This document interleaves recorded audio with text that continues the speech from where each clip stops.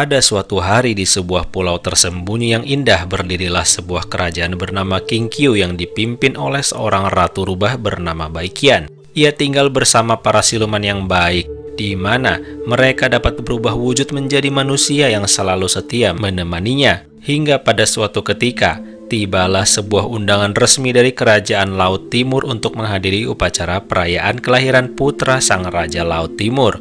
Dengan demikian, setelah bersiap, Baiqian pun berangkat dengan dijemput oleh kendaraan resmi Kerajaan Laut, yaitu seekor ubur-ubur raksasa yang berfungsi sebagai kapal selam, lalu membawa Baiqian mengarungi perjalanan bawah laut yang luar biasa. Sesampainya di sana, ia merasa silau dengan cahaya matahari yang menembus dengan terik. Baiqian segera menggunakan penutup mata tipis yang masih memungkinkannya untuk melihat keadaan sekitar tanpa kesilauan. Saat sedang berjalan santai menikmati taman kerajaan laut, ia tiba-tiba dikejutkan dengan kehadiran seorang anak bernama Aliu yang memanggilnya dengan sebutan ibu. Ia pun berusaha biasa saja dan tetap berbaik hati menemani Aliu. Tapi saat sedang main petak umpet, tiba-tiba ia menyadari Aliu menghilang dan setelah ditelusuri, Baiqian melihat seorang wanita mencurigakan dan tanpa ragu menyerangnya. Dan benar saja, wanita tersebut ternyata adalah klan siluman yang menyamar dan berencana menculik Aliu. Nah, tak lama kemudian, datanglah Dewa Naga yang berasal dari Istana Langit yang juga diundang oleh Kerajaan Laut Timur. Dewa Naga ini bernama Yehua, yang ditinggal mati oleh istrinya dan memiliki seorang anak bernama Aliu. Selain itu, Yehua juga merupakan putra mahkota dari Kaisar Langit alias seorang pangeran. Si siluman jahat memanfaatkan kesempatan untuk kabur, sedangkan Yehua menduga Baiqian mengganggu anaknya. Pertarungan singkat terjadi hingga penutup mata Baiqian terbuka dan disitulah Yehua terkejut sekaligus yakin bahwa Baiqian adalah istrinya yang ternyata belum meninggal.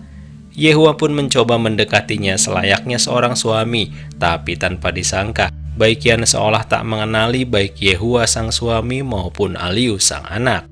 Nah, sekarang kita sedikit flashback tentang latar belakang Baiqian.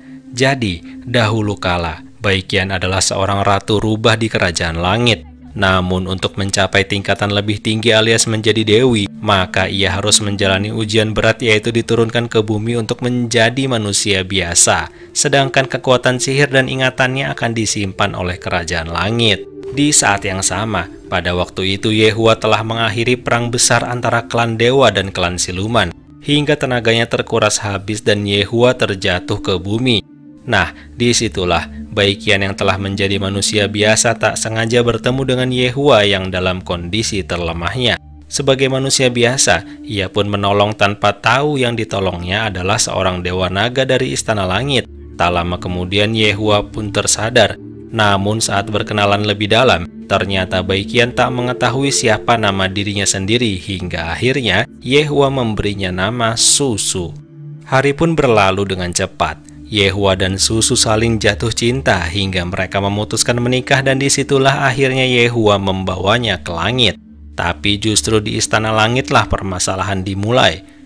Ketika telah lahir buah hati mereka yang dinamai Aliu, salah satu permaisuri langit bernama Sujin ternyata selama ini memendam rasa cemburu karena Pangeran Yehua lebih memilih seorang manusia biasa sebagai istrinya. Dengan licik, Sujin pun menjebak Susu seolah telah mencelakainya hingga terjatuh dan menyebabkannya buta. Kaisar Langit mengetahui kejadian tersebut hingga akhirnya Susu dihukum dengan diambil penglihatan dan ingatannya. Namun tak sampai di situ, Kaisar Langit juga menghukumnya dengan cambukan petir. Namun Yehua di situ pasang badan sebelum akhirnya Susu memutuskan untuk terjun bebas seorang diri meninggalkan Yehua dan anaknya. Yehua tak bisa menolong karena terluka dari sambaran petir Kaisar Langit. Sedangkan Susu, untungnya secara jasmani tetap abadi sebagai Ratu Rubah, hingga akhirnya ia terjatuh di pulau misterius bernama Qingqua, di mana seluruh siluman baik tinggal di sana bersama. Di sana pun ia meminum mata air suci, yang ternyata hanya mampu memulihkan dan mengembalikan kekuatan sihir dan jasmaninya saja. Dengan demikian, jadilah perlahan tapi pasti, Baiqian mendirikan kerajaan dan melindungi seluruh pulau dengan kekuatannya sebagai Ratu Rubah yang sakti. Nah, kita kembali ke masa sekarang. Baikian yang telah kembali pulang ke kerajaannya langsung curhat kepada salah satu pengawal kepercayaannya yang bernama Zeyan, sang siluman burung phoenix. Sang ratu bercerita banyak hal tentang kejadian di kerajaan Laut Timur, dan Zeyan pun mendengar sambil sesekali memberi nasihat. Hari pun berlalu hingga tiba-tiba hal mengejutkan terjadi. Ya, ternyata Yehua dan Alyu mendatangi dan masuk ke ruangan Baikian, lalu berencana menetap di sana. Tentu saja Baikian menolak karena merasa mereka bukan siapa-siapa. Tapi di situ Yehua tetap ingin menetap di sana sambil berkata, jika selama di sini ia tak berhasil membuat Baikian jatuh cinta, maka ia dengan sukarela pulang ke Istana Langit. Singkat cerita, keesokan harinya mereka pun berkeliling pulau yang dipenuhi oleh para pedagang yang tentu semuanya adalah siluman namun berhati baik. Saat tiba kembali di rumah, Yehua pun menunjukkan salah satu kehebatannya dalam memasak demi memikat hati Baikian.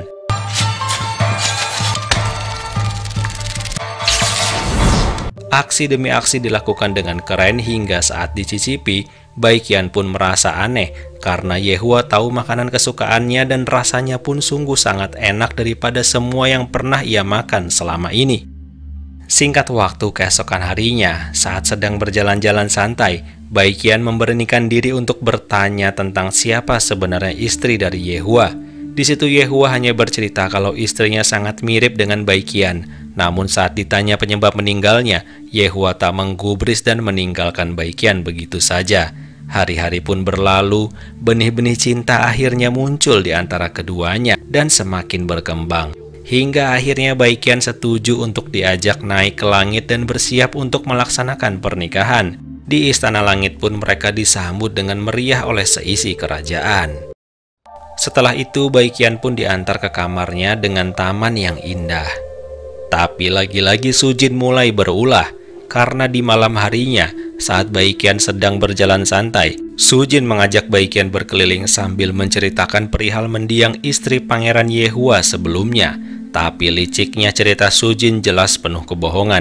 Ya, pada intinya Sujin menghasut Baikian agar beranggapan bahwa Pangeran Yehua menikahinya hanya karena dirinya mirip dengan istri pangeran terdahulu alias sebagai tempat pelampiasan rindu belaka.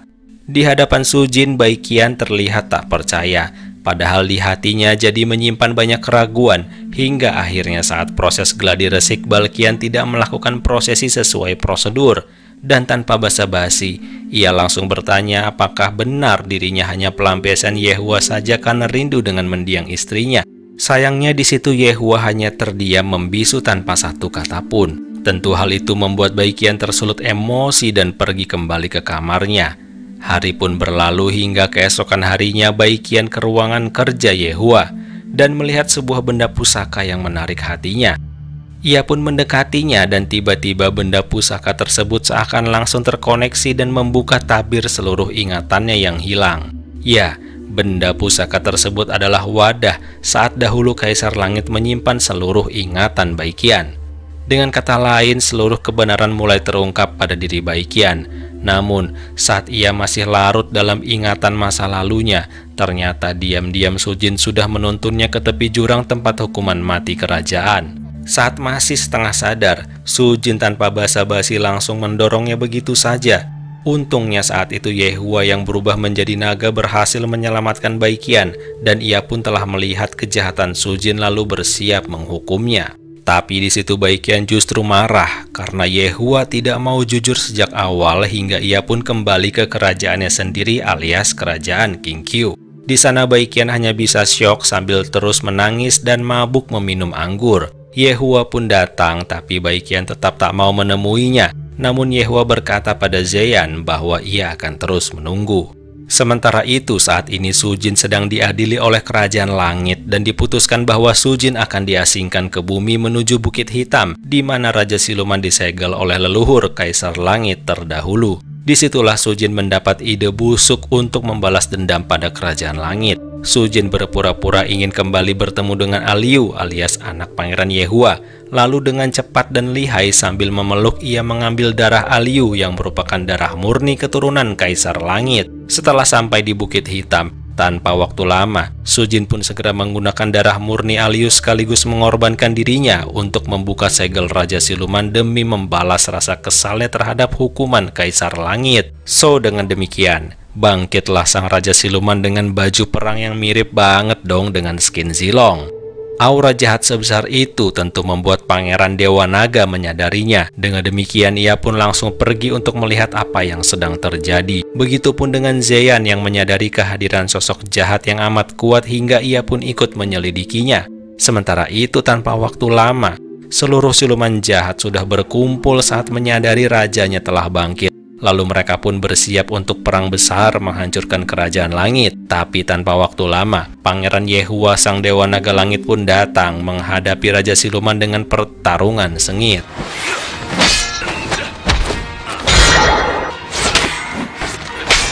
Tentunya para pasukan siluman pun tak mau ketinggalan menyerang yang langsung disambut pula oleh para pasukan kerajaan langit. Sementara itu, Baiqian yang sudah mulai menyadari keegoisannya pun mulai menyusul ke medan perang. Zeyan juga mulai beraksi dengan pasukan burung yang jumlahnya luar biasa banyak untuk menghabisi pasukan siluman.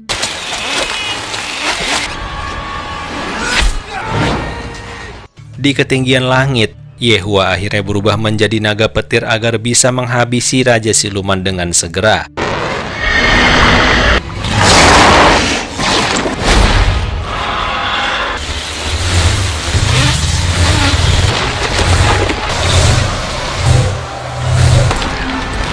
Sementara itu, para pasukan langit pun segera melancarkan serangan pamungkasnya berupa jurus petir dengan serentak hingga para siluman musnah tak tersisa. Pada akhirnya, Raja Siluman berhasil dikalahkan ketika Yehua sudah mengamuk menjadi naga petir. Raja Siluman pun terjatuh kembali ke Bukit Hitam, dan tanpa peduli konsekuensinya, Yehua langsung mengorbankan diri untuk kembali menyegel Raja Siluman yang sedang sekarat. Dan Baiqian yang telah sampai hanya bisa menangis dan berteriak.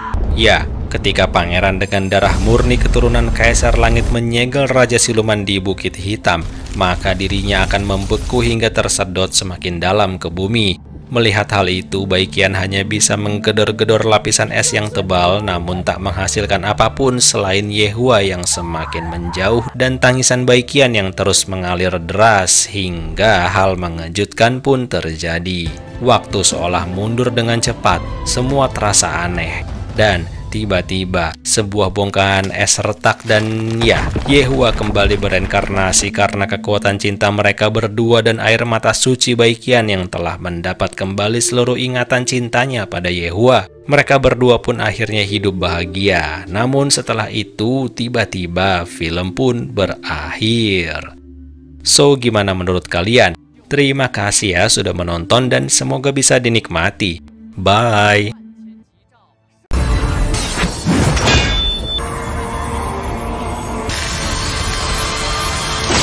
Film dimulai dengan perang surgawi di langit antara para dewa dan iblis dari 6 alam.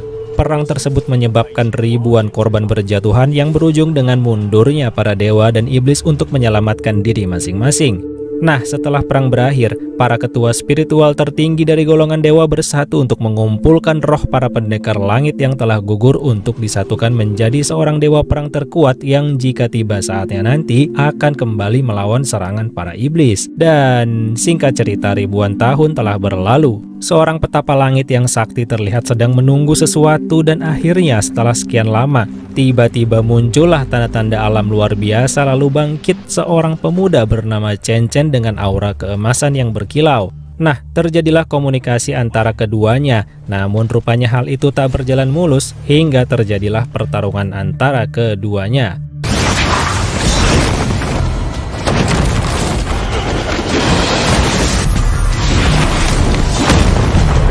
Sebelum berakhir, si petapa menggunakan jurus pembongkar sukma yang dapat mengungkap seluruh reinkarnasi dari masa lalu Chen Chen. Petapa sakti tersenyum setelah mengetahui bahwa Chen Chen adalah reinkarnasi dari para pendekar langit terkuat yang bersatu, hingga dijuluki Dewa Perang. Namun dengan reinkarnasi yang baru saja terjadi, Chen Chen mendadak tak kenal siapa dirinya dan tak mengerti secara pasti cara menggunakan kekuatannya. Ia hanya bertarung mengandalkan insting bertahan dan menyerang. Setelah puas dengan yang dilihatnya, petapa sakti pun segera pergi meninggalkan Chen Chen sambil menjatuhkannya ke bumi. Nah, hebatnya lagi, Chen Chen bisa jatuh ke bumi tepat di air terjun di mana seorang putri raja sedang mandi. Putri raja ini bernama Yu'er. Singkat cerita, tentu Chen Chen ditangkap dan dibawa paksa menuju istana untuk dihukum. Sebenarnya, Yu'er ini baru saja selesai menjalankan misi untuk menemukan busur panah surgawi yang sangat kuat dirumorkan dapat menyembuhkan berbagai penyakit hanya dengan menyentuhnya. Karena sang raja alias ayahnya sedang sakit, maka Yu'er pun berusaha mencari benda surgawi tersebut yang saat ini telah ia temukan dan akan dibawa menuju istana. Tapi rencananya tak berjalan mulus karena tiba-tiba segerombolan begal ninja datang menghadang untuk mencuri benda surgawi yang telah disimpan rapi dalam sebuah kotak. Para pasukan satu persatu dihabisi seolah tak berdaya melawan para ninja. Saat kondisi makin terpojok, Chen Chen tiba-tiba tak kuasa menahan tubuhnya yang bergerak sendiri, bertepatan dengan busur panah surgawi yang langsung mendatanginya. Auranya saja mampu mementalkan para musuh. Lalu Chen Chen segera menembakkan panah sihir ke arah pimpinan begal. Pada akhirnya para begal mundur daripada harus mati di tempat. Namun Chen Chen setelah itu seketika pingsan akibat belum mampu mengendalikan kekuatan besar dalam dirinya. Dalam keadaan pingsan, Chen Chen dibawa ke dalam istana. Saat itu Yu'er sedang fokus gembira karena mendapat kabar dari ketua departemen spiritual yang bernama Rosui bahwa sang raja terlihat mulai membaik saat diperlihatkan busur surgawi. Nah, saat sedang tidak diawasi, hal itu dimanfaatkan oleh Chen Chen untuk kabur meloloskan diri, lalu menyamar menjadi salah satu penjaga istana. Beberapa saat kemudian, Chen Chen secara insting masuk ke ruang utama kekaisaran di mana busur surgawi disimpan. Chen Chen pun merasa bagai magnet. Auranya selalu saling tarik-menarik dengan busur surgawi. Tapi tak lama kemudian, datanglah sang raja dan Yu'er beserta para pengawalnya. Chen Chen berusaha bersembunyi namun akhirnya tertangkap basah. Karena saat raja memegang benda surgawi tersebut, ternyata busur surgawi menjadi tak terkendali mendatangi Chen Chen. Awalnya Yu'er ingin menghukumnya, tapi sang raja melarang dan menitipkannya pada Rosui untuk diteliti lebih lanjut kekuatan spiritualnya. Chen Chen pingsan setelahnya lalu mengigau tentang perang surgawi yang terjadi ribuan tahun lalu. Ketika terbangun, ia telah berada di ruang kerja Rosui. Di situ Chen Chen bertanya semua hal yang membingungkannya. Lalu Rosui yang dipercaya raja sebagai ketua departemen spiritual menjelaskan bahwa ada kemungkinan Chen Chen adalah reinkarnasi dari para pendekar langit yang terlibat dalam perang surgawi. Di situ Chen Chen mulai mengingat sedikit demi sedikit tapi juga sekaligus sedih karena hanya dirinya yang bereinkarnasi. Di sisi lain, Yu'er sedang bercengkrama dengan ayahnya dengan santai, namun tiba-tiba serangan para ninja kembali datang untuk merebut busur surgawi. Seluruh pegawai terbantai hingga Yu'er pun turun tangan. Di tengah pertarungan, datanglah bantuan dari seorang menteri yang dengan mudah menghabisi para ninja tersebut lalu memberi salam pada raja sekaligus menanyakan keberadaan Chen Chen. Karena dirinya sangat penasaran dengan orang yang mampu mengendalikan busur surgawi. Akhirnya, Rosui pun dipanggil ke ruangan menteri, lalu diberitahu bahwa Chen Chen pastilah pernah terlibat dengan perang surgawi karena ia dapat menarik benda pusaka tersebut. Rosui pun menjelaskan bahwa raja memberinya amanat untuk menjaga Chen Chen agar diteliti kekuatan spiritualnya. Selain itu, tanpa diduga, sang menteri juga kembali membicarakan rencana pernikahan antara Rosui dan anaknya yang akan segera diadakan esok hari. Walaupun terpaksa dan tidak menyukainya, Rosui tetap menurut karena ingin balas budi kepada menteri yang selama ini telah membantunya setelah Rosui menjadi yatim piatu. So, singkat cerita, pernikahan pun dilaksanakan. Dan saat hampir sah menjadi suami istri, tiba-tiba tanpa diduga datanglah Chen Chen yang menerobos dengan gagahnya. Di situ Chen Chen dengan tegas berkata bahwa Rosui jelas tak menyukai pernikahan ini dan jangan dipaksakan. Tentu si anak menteri mengamuk namun jelas bukan tandingan Chen Chen yang memiliki kekuatan surgawi. Hingga akhirnya sang menteri pun turun tangan langsung untuk menghajar Chen Chen. Akhirnya Chen Chen mulai sedikit serius hingga kekuatan spiritual menteri pun habis tak berdaya dan saat itu pula anaknya mengantar nyawa dengan menyerang Chen Chen yang terpaksa menghabisinya saat itu juga. Melihat putra kesayangannya meninggal di tempat, sang menteri hanya bisa terdiam. Tapi ternyata setelah itu sang menteri mendatangi sosok iblis bernama Xuanzu yang selama ini ia sembah, dan ia tumbalkan ribuan tahanan untuk diambil jiwanya agar Xuanzu mendapat kekuatan dewa. Sang menteri datang dengan berita kekalahan sekaligus gagal menjalankan misinya untuk membawa Chen Chen pada Xuanzu untuk diserap kekuatan surgawinya. Oleh karena itu, tanpa waktu lama sang menteri pun segera dihabisi alias diserap seluruh kekuatan spiritualnya hingga tak bernyawa lagi. Tanpa disangka-sangka, Xuanzu pun langsung turun tangan sendiri mendatangi Chen Chen, lalu bertarung dan berhasil menyerap kekuatan surgawinya, hingga Chen Chen pun tak sadarkan diri sekaligus hilanglah seluruh kekuatan spiritual yang dimilikinya. Singkat cerita, keesokan harinya saat sang raja sedang mengadakan upacara pemberkatan bagi seluruh negeri, mereka dikejutkan dengan kedatangan iblis Xuanzu beserta anak buahnya yang langsung merapalkan mantra dengan cepat dalam skala besar. Setelah itu, tanpa waktu lama, mantra tersebut menyerap seluruh kekuatan spiritual para pasukan penjaga termasuk sang raja. Yuer berusaha bertahan dan menyerang, tapi apa daya kekuatannya kalah telak hingga datanglah Chen Chen yang tetap berusaha melawan walaupun kekuatan spiritualnya tidak ada. Bantuan dari Rosui pun diberikan tapi tetap tak cukup untuk mengalahkan sang iblis yang telah memperoleh kekuatan surgawi. Chen Chen pun pingsan, dan saat hampir dihabisi, entah dari mana datanglah seorang pendekar dari klan Naga Es yang sejak lama mencari Chen Chen karena mereka bersahabat sejak perang surgawi. Pendekar Naga Es ini segera menyerang Dewa Iblis, namun saat adu kekuatan tetap masih belum cukup, hingga akhirnya ia berubah menjadi Naga Es raksasa dan menyerang Dewa Iblis. Saking saktinya, bahkan sekelas Naga Es pun masih belum cukup untuk mengalahkan sang Dewa Iblis. Tapi tiba-tiba terjadilah hal yang mengejutkan. Aura keemasan alias kekuatan spiritual surgawi seolah kembali pada Chen Chen. Ya, ternyata busur surgawi memberi kekuatannya pada Chen Chen sekaligus mendatanginya. Chen Chen pun langsung tersadar seolah dikendalikan oleh busur surgawi. Berulang kali panah sihir pun diluncurkan ke arah Dewa Iblis.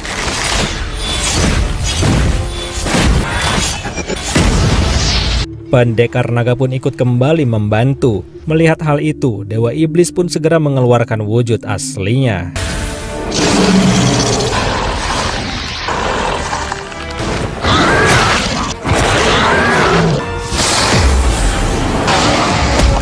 Hingga akhirnya Chen Chen mengeluarkan jurus pamungkasnya berupa panah pemanggil petir yang seketika membuat ular iblis raksasa terbakar dan kalah telak. Setelah pertarungan berakhir, rupanya sang raja pun kembali sadarkan diri seolah kembali segar bugar. Dan singkat cerita, keesokan harinya kerajaan telah kembali damai sentosa. Lalu Chen Chen dan sahabat naganya pun pergi berpamitan untuk melanjutkan petualangan mereka hingga tiba-tiba film pun berakhir. So, gimana menurut kalian? Terima kasih sudah menonton dan semoga bisa dinikmati ya. Bye.